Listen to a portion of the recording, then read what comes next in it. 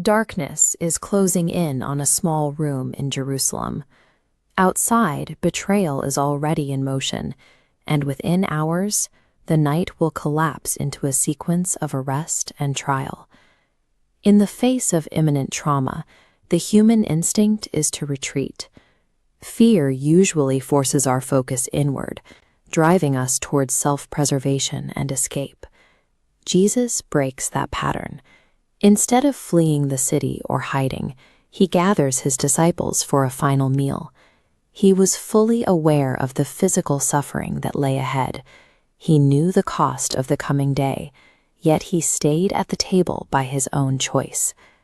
This raises a question about the purpose of the meal itself. How did bread and wine become the tools he used to explain a love that voluntarily chooses to suffer? This final supper was a proactive countermeasure. He was using the quiet of the room to define the meaning of his death before it actually happened. The first act is the breaking of the bread. It is a sharp, deliberate motion. This wasn't a standard ritual. It was a physical preview. By breaking the loaf, he visually mapped out his willing surrender. The action serves as a direct message for us. This is what will be done to me, for you. After the bread, he reaches for the cup. As the diagram shows, the cup represents love poured out without limit. It is a visual demonstration of a sacrifice that refuses to hold anything back.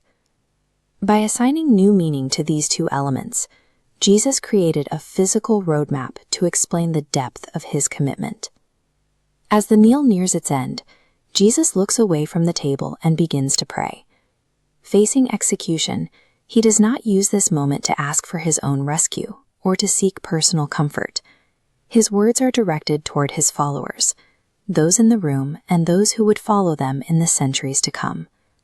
This prayer functioned as a bridge. It connects the physical reality of a small room directly to heaven.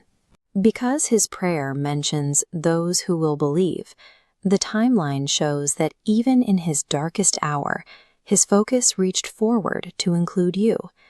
This prayer transformed the night from a local historical event into an act of intercession that continues to hold weight. This narrative does not end in the past. The events of that night remain a present reality. There is a direct link between his sacrifice and our well-being. The logic of the covenant suggests that every breaking he endured was intended to facilitate our healing. This exchange makes the covenant an active force. The promises made at that table remain in effect today. This is a living invitation to approach him with an open heart, trusting in the work he completed. The same prayer that rose from the heart of Christ on the night of his betrayal is still active, offering support in the present moment. The Last Supper was a demonstration of a love that went the entire distance, choosing brokenness to ensure our restoration.